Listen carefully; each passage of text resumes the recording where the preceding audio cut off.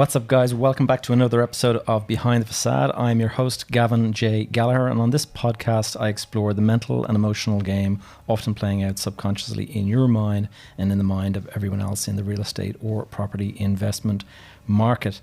The key to success in this game is to master your mindset and behavior to get control of your thought processes, your emotions, and most importantly, your ego. So here we are, guys, in episode number 24.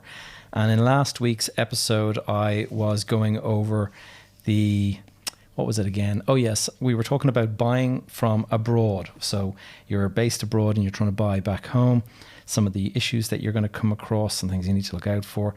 And then I also went on a bit of a climate change rant, having just watched David Attenborough's latest show on Netflix, something that I think we should all watch because it's one of those things that it's not going away, guys. Climate change is here to stay and it's going to impact every single one of us. So this week I'm going to go into two different things. I got a great question of the week, and so I'm going to get into that shortly.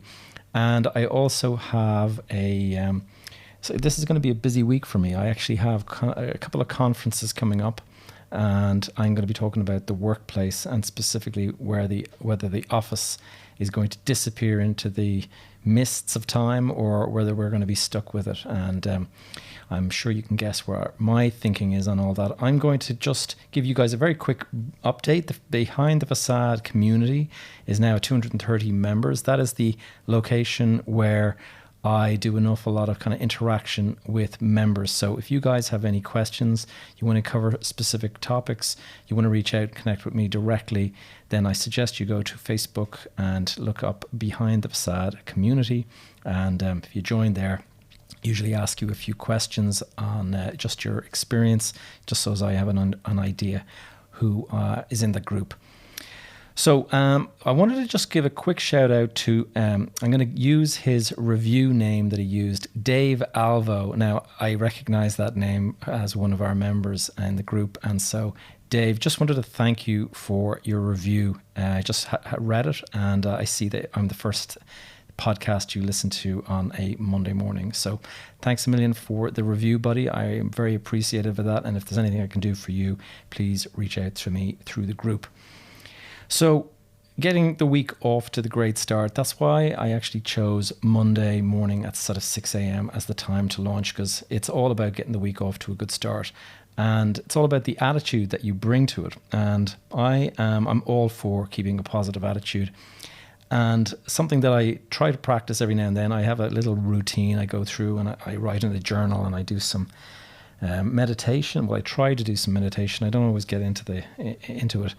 But one thing that is very, very useful to do, just from a mindset point of view, is to kind of express gratitude for the various things that you have in your life. And I know that can sound a little bit kooky and quirky, but it's actually something that we all need to remind ourselves. And I'm going to tell you about something that I've found out in the last couple of days that's really quite powerful. And it's going to challenge you. And, you think you have problems, you think you're dealing with struggles and strains in your life and things like that. And then you come across the story that I'm going to tell you today. And you suddenly realize, wow, I actually don't have any problems at all. The bank's chasing me for this and that and whatever it might be actually means nothing when you read this story. So I'm going to put a link in the description below if you're looking at this on YouTube, or if you're looking at the podcast, should be in the show notes below, a link to this thing called the Walk Des Home Appeal. And Des is actually, he's a good friend of mine, but I didn't realize how badly injured he was. And he used to work here in East Point, and he ran the food market that we had here. It was very, very popular. Every Wednesday we would have this Wednesday market, and it's where the guys set up the stalls, and you have all the different cuisine, the different parts of the world, and they have their tents and they sell the food to the people. And it was super popular here in East Point before COVID shut it down. And so I haven't seen them around for a long time. And so, I just kind of assumed I'll go and see everyone when they come back. But then I found out that Des actually was in a horrendous bicycle accident. And now this was a very positive, very charismatic, fun-loving guy, always out and about, often talking about his latest bike. And this this bicycle accident that he had in a bicycle lane, wearing a bicycle helmet, has left him in a coma for months. And I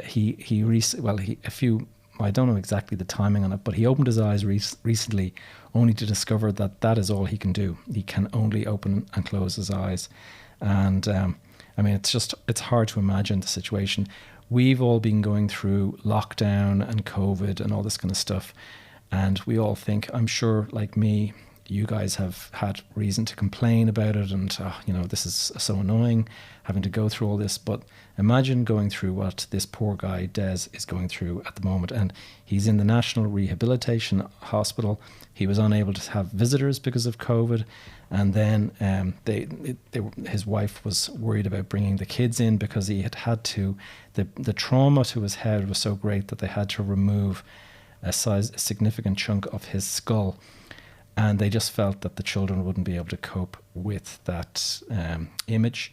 And so they didn't see him for quite a long time. And this was affecting his mood, as you can imagine. It wasn't good in the first place, but just being able to see his kids anyway brightened him up. So the family have launched this appeal to try to raise money in order to kind of repurpose their house, I guess, so that they can actually bring him home so he doesn't need all of the rehab equipment that they have in these big hospitals.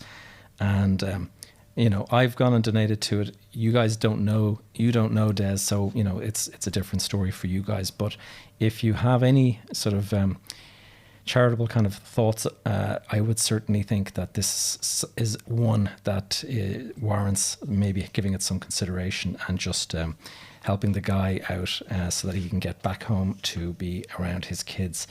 And it's just, from my point of view, apart from the fact that he's a friend of mine and I'd like to see him kind of sorted out as best as possible, it just shows you that no matter how the difficulties you're going through, nothing actually has any comparison to what other people are going through out there. So just stop complaining and just realize how great you have it.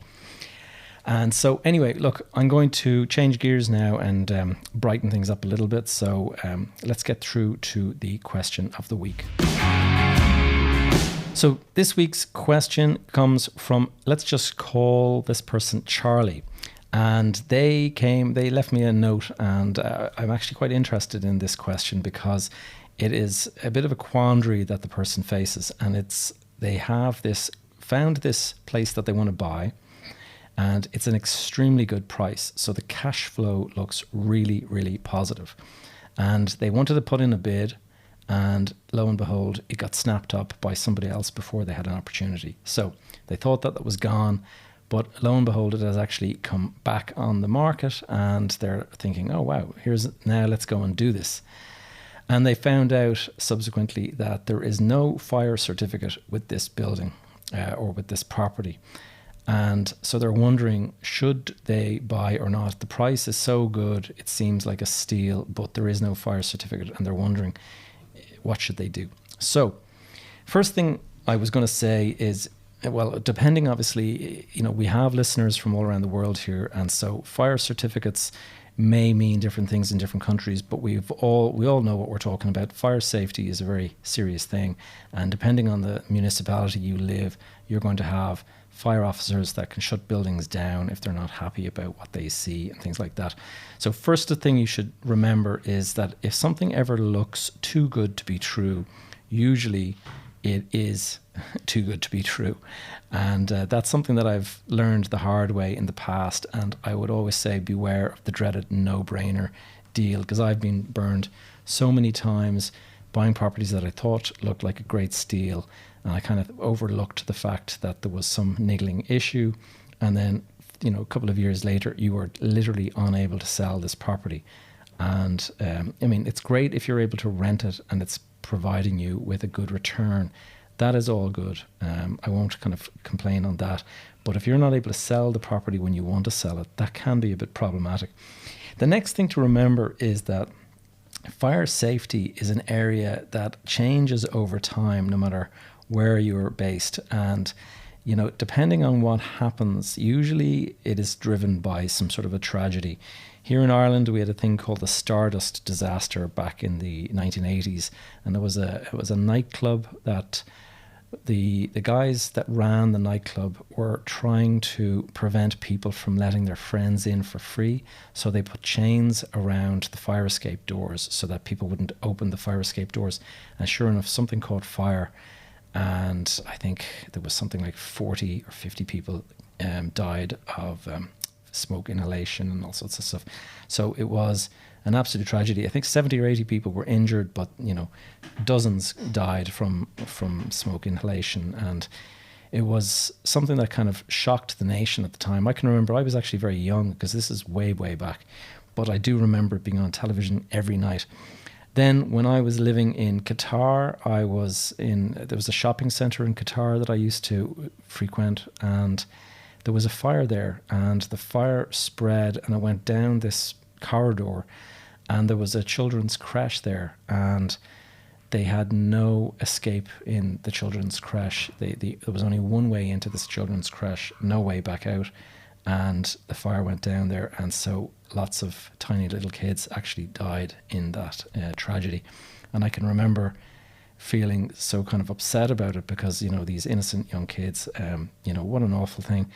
And that just shows you is that fire safety is just something that things happen, and then suddenly there's this massive shift to kind of, first of all, who's to blame, and then it's try to kind of create policies and all that kind of stuff to try to rectify the situation. In London then, not so long ago, we had the Grenfell disaster, and that is the fire in the building. I think it was 14 stories high or whatever, and a lot of people in the upper floors were actually advised to stay in their apartment rather than running down the fire escape, and they all died in this huge inferno.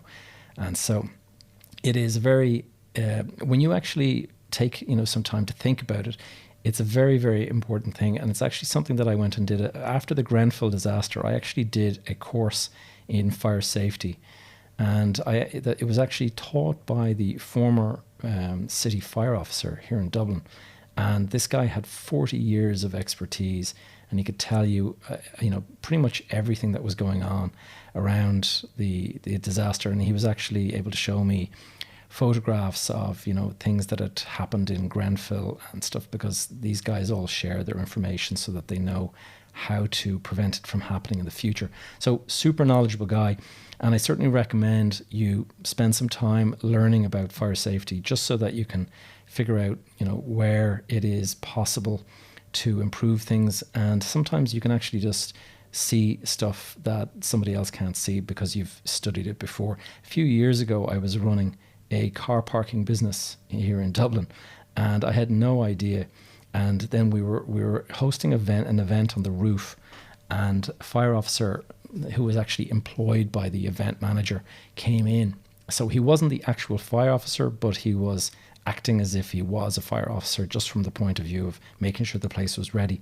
And he came into my office and he started asking me for, the fire safety documents. So I gave him the stuff, and he was going through it and saying, this is all like massively out of date, and you're supposed to fill this in every day, and you're supposed to do this. And I had no clue about all this stuff. Then we went around inspecting the fire extinguishers in the building. A lot of them were out of date. Then there was all this kind of stuff that we stored at the bottom of our staircase. Turns out that that's a big no-no. And he basically went through the building with me, showing me bits and pieces. For example, there is when you open a door into a fire escape, you'll often find that it has these brushes in the door so that it kind of seals the door shut. That's called an intumescent strip. And if you go and have a look at your intumescent strip in your buildings that you're living in, any kind of fire escape, you'll see it's this black strip that runs down the middle that kind of seals the door. In the event of a fire, when heat builds up, that actually expands to completely seal the door so that the fire can't travel through. And there's all sorts of stuff like that, but that stuff can become damaged, and that allows fire to spread. And there are things like a 1 hour fire door and a 2 hour fire door. And the whole idea of these things is that they can actually hold an inferno back for up to 2 hours before it starts to spread further, which gives people an opportunity to get out of a building. And if there is damage, or if these things are compromised in any way, then it can get through the door much, much quicker. And anyway, all of this stuff is stuff that I learned because I was in this course. And then there's other stuff like fire emergency lights. In a corridor, there's all these lights. They're supposed to be tested every 3 months, and you have to be able to provide certificates to show that they've been tested. So this is stuff that when you're oblivious to it, you just kind of go through the world with your eyes closed. As soon as you're involved in managing property in any sense, you're going to need to know this stuff, because a fire officer can come in and can literally shut you down and just say, right, that's it. Building's now closed. Everyone's to go home, and it's not going to reopen until you get all of this stuff sorted out. And so understanding that, it's obviously going to be important from protecting your investment. That's the first thing. But more importantly, you don't want to ever find yourself criminally liable or criminally negligent for some sort of a tragedy that took place because you were oblivious to all this kind of stuff.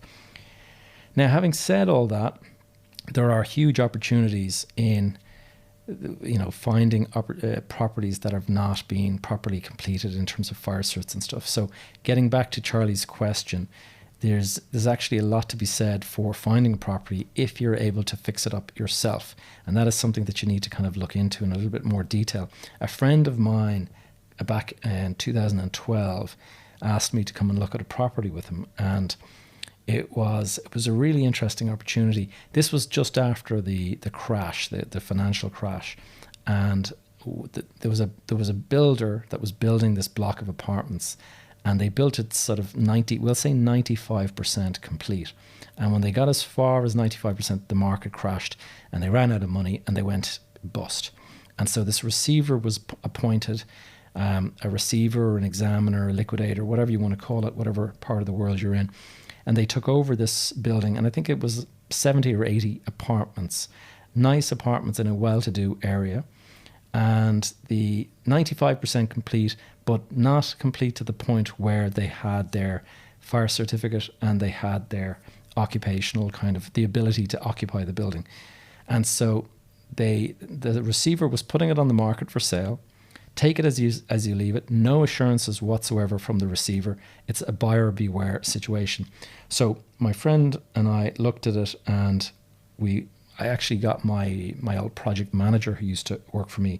I got him involved, and he went in, and he really knew his stuff when it come to all that kind of thing.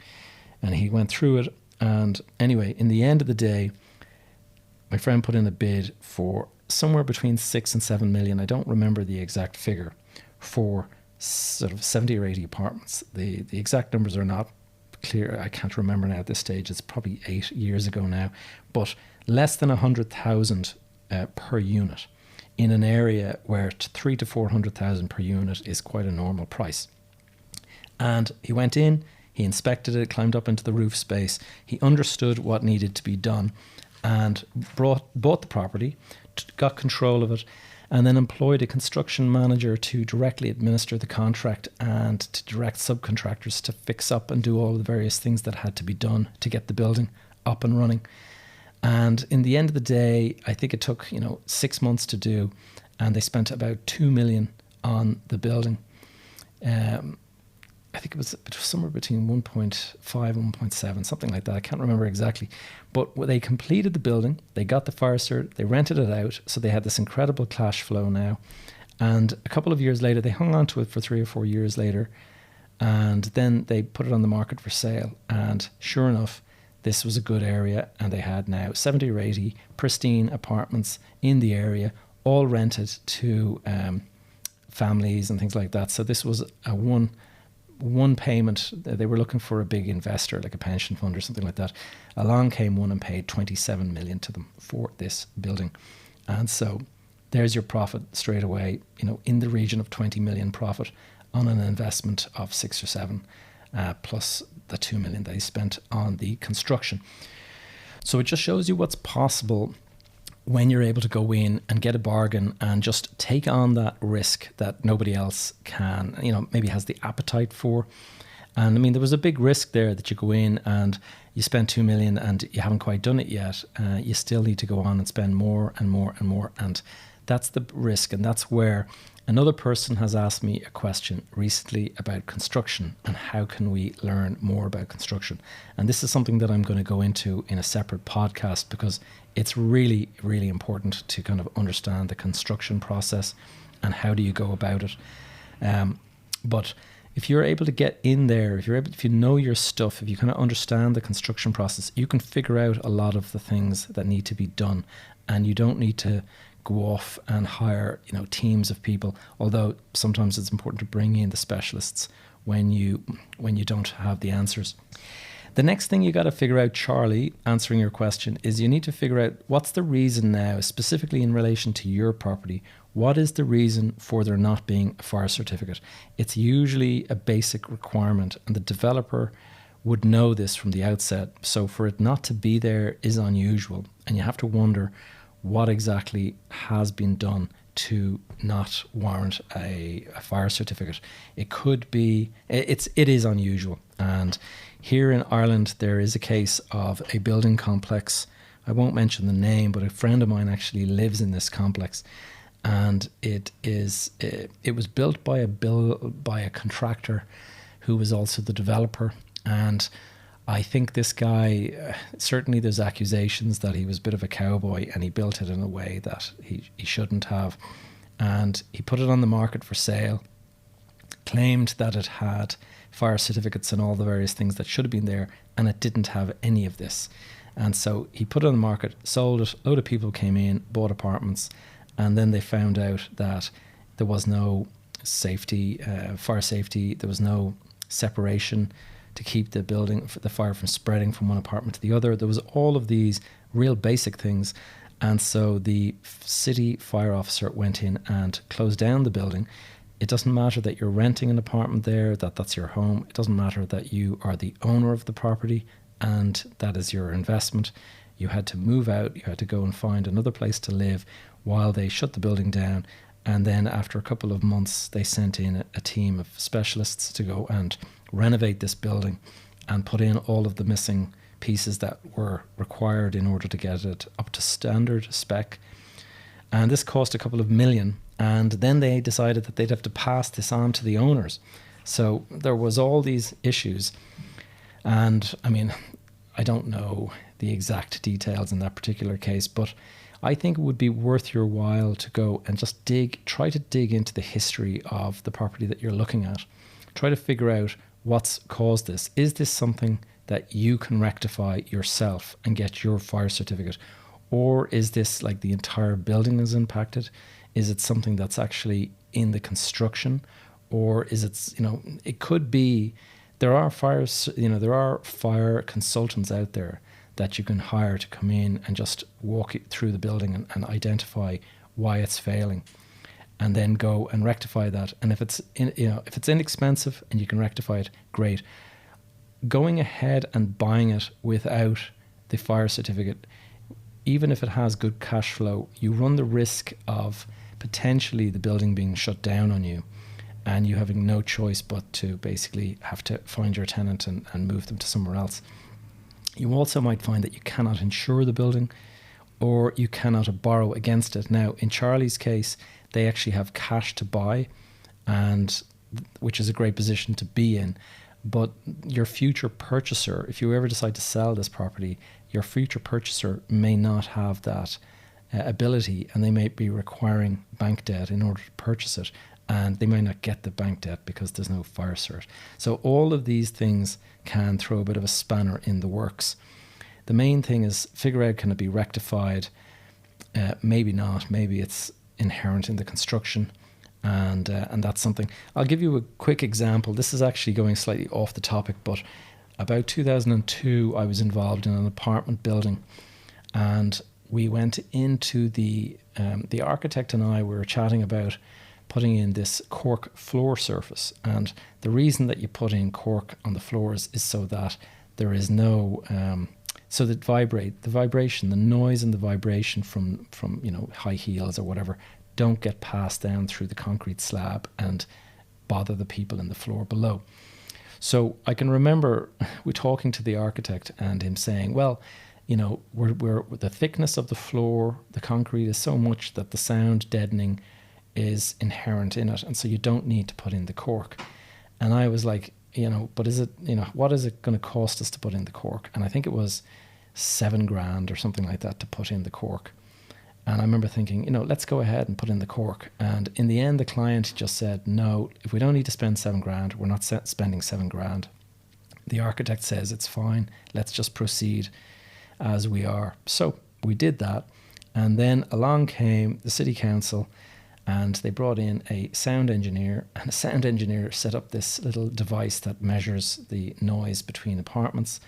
And he said, nope, sorry, it has failed the noise transmission standard, and therefore it's not going to get you're not going to get your, whatever it is, the completion certificate that you require. And so we had already rented the apartments at this stage, and we were trying to rent some of them, we were trying to sell others, and suddenly we had to go in and we had to tell all of the tenants that you're going to have to move to another part of the building.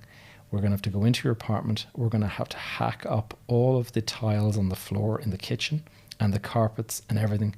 And we're going to have to go and put down cork underneath this all. And then we're going to have to retile it and recarpet it and do all of this stuff whilst you're in another part of the building, because it's going to take a few days. Naturally enough, the tenants were not too happy. They went back into their apartments a few days later, and dust everywhere because of all the hacking up of floors and stuff. I mean, total nightmare.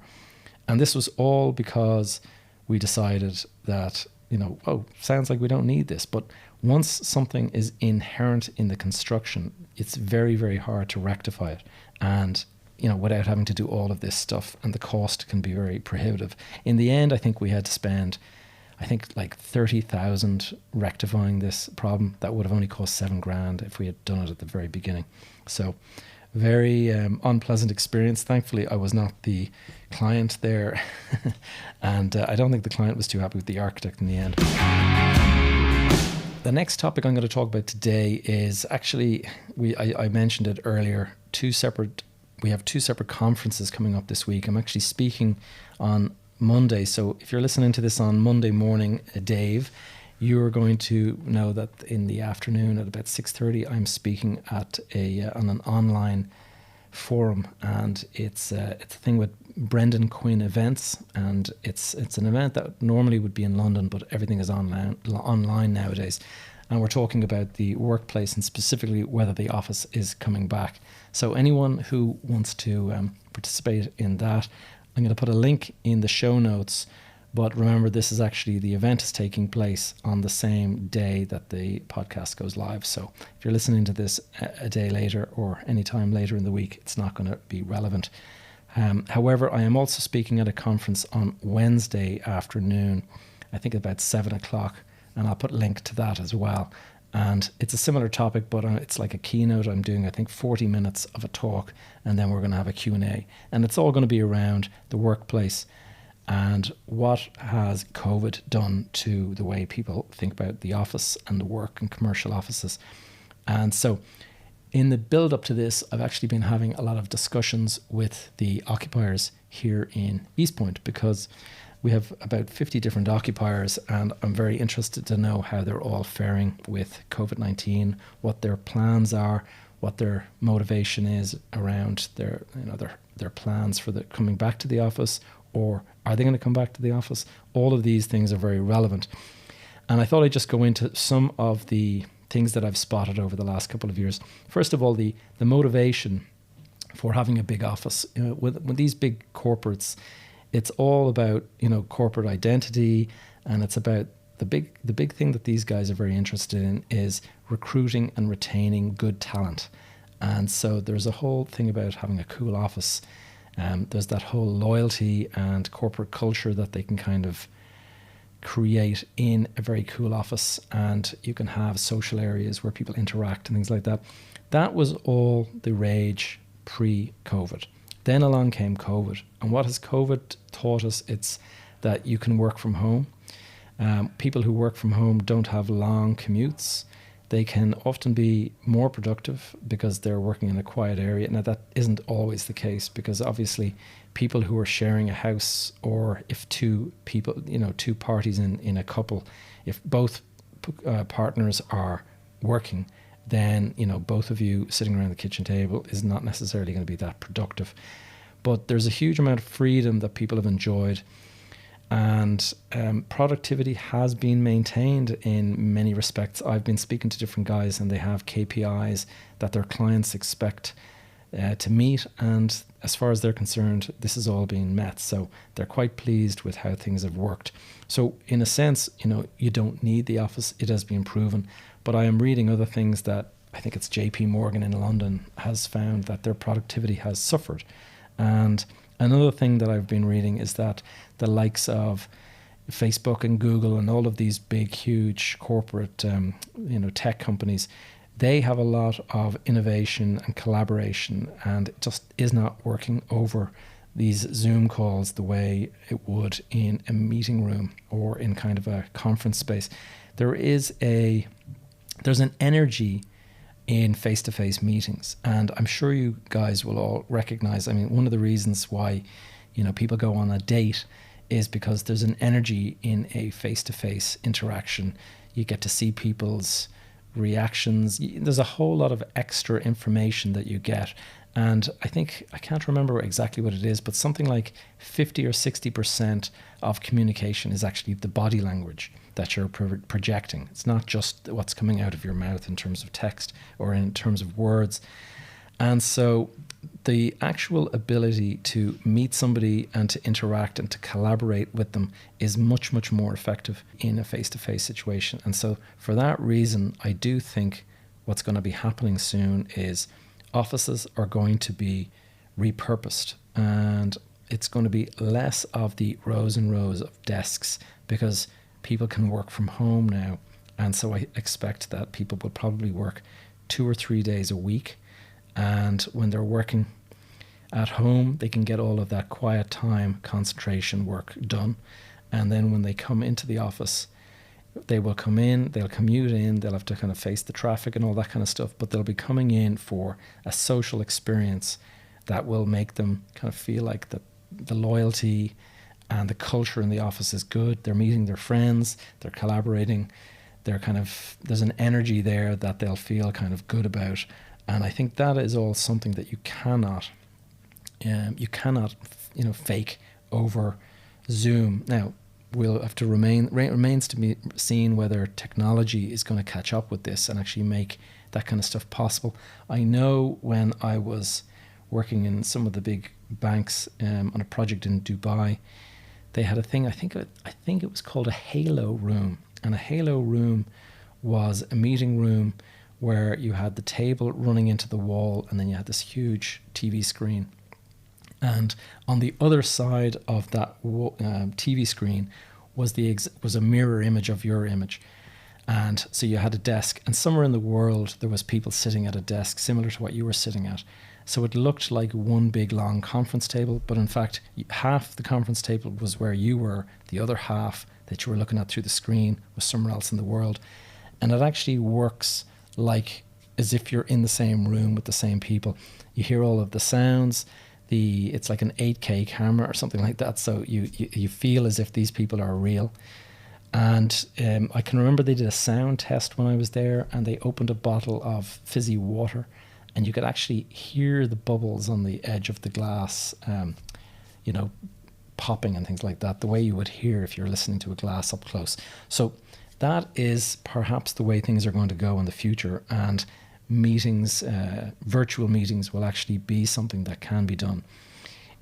But at the moment, we're all staring at a little laptop screen. It's not quite the same. Some of the cons of missing out in an office are that you're actually, if you're not going to an office, this is particularly the case in, say, big legal firms and places, you have got a huge amount of knowledge and expertise sitting inside of people that are there, like senior managers and things like that. And young recruits, when they come in to work for these guys, they actually learn a huge amount just from overhearing phone calls, from being in the room when the other person is dealing with somebody. All of that stuff, you kind of learn it through osmosis. And that is something that you're losing when you're working from home, because you don't have that interactivity. The other thing, obviously, is corporate culture. That is something, the social aspect has gone out. I know some of the big companies that are here in this business park, they spend a huge amount of money on very big spaces that are kind of meeting spaces, town hall meeting kind of spaces. They also have gyms and they have yoga rooms and things like that. All of that is very cool, and so you're going to miss that obviously if you're at home. And so I think they're going to want to bring people back from home, because if you're working from home for months and months, it can become a bit monotonous and you might start getting a little bit bored with your job. And so as part of the whole recruitment and retention that these guys are talking about and are so fixated on, I do think that that is something that is it's of paramount importance. One little anecdote to finish on is I met with a bathroom supplier who's doing some work for me here in the park, and I think he was saying that he does about 10 bathrooms a week through his business. And he says his average turnover is somewhere between 100 and 150,000 a week. And he was saying that as soon as lockdown was finished, he said he saw a spike and their turnover jumped to about 250 grand for a couple of weeks after that. And that was the pent-up demand. And so many people working from home, they were all fed up with their toilets and things like that. So they all wanted to renovate them and to refurbish them. But one of the things that was interesting, so with all of the hundreds of clients that he sees, he would see 500 clients a year by the sounds of it.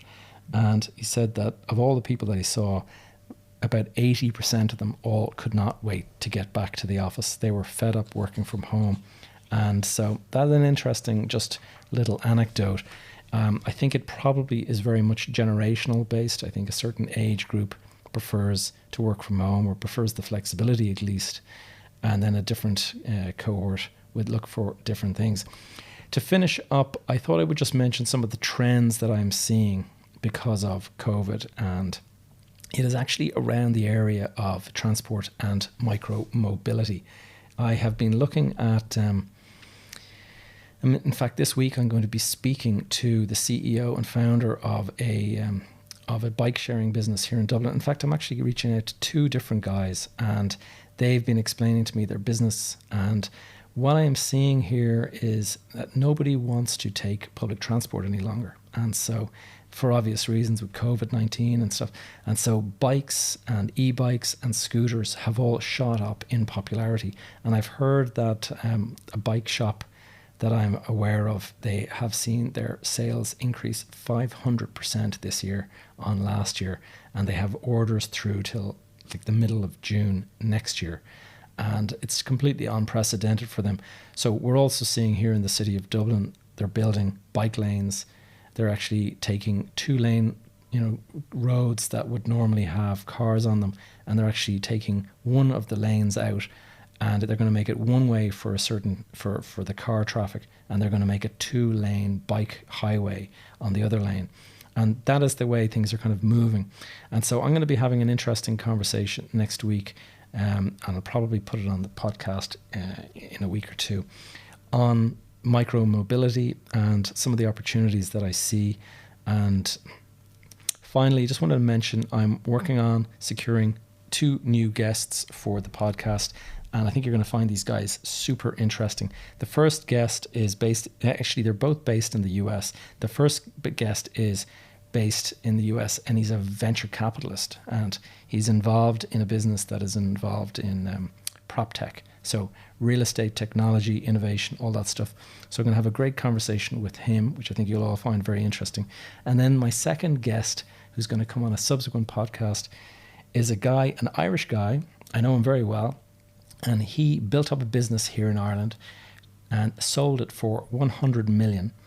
And then he moved to the US, and he's after doing it again. He has built up his business in a similar field, and it's all around construction, innovation and things like that. And he's actually building his business even bigger in the US. And I think he's probably going to do it again in terms of making a ton of money. And very smart guy, and I'm going to bring him on the podcast in a couple of weeks' time to tell us his story and give some advice. So I hope you have enjoyed the podcast, guys. That is it for episode 24 of Behind the Facade. Please check out the show notes. As I mentioned, the various website links are going to be there below. Thank you for listening. My number one ask to you, and following in Dave Alvo's great footsteps, I'd ask you all to please leave a review. Stop what you're doing and just scroll down to the bottom and then put in a review. If you can just put in something like that, it really helps us get the awareness out there for the podcast. Also, if you would like to reach out and ask a question, or if you would like to suggest a topic to be covered in future podcast, be sure to join the Facebook group Behind the Facade Community. And I'm in there every week. I put in live videos, I answer questions, I do all that kind of stuff. So I'm very interactive with the people that are members in there. And lastly, if you want to learn more about me, please sign up to my newsletter by visiting my website. That's www.gavinjgallagher.com/go, and that'll bring you straight to the newsletter page where you can put in your address, and it'll just mean that I don't spam. I can assure you, you're not going to get any spam. I like to have people's emails so I can reach out to them with something in the future. So guys, I'm wishing you a great week. It's early Monday. If it's early Monday morning or if it's the end of the week, whatever time you're listening to this, have a good one, and I'll see you next week.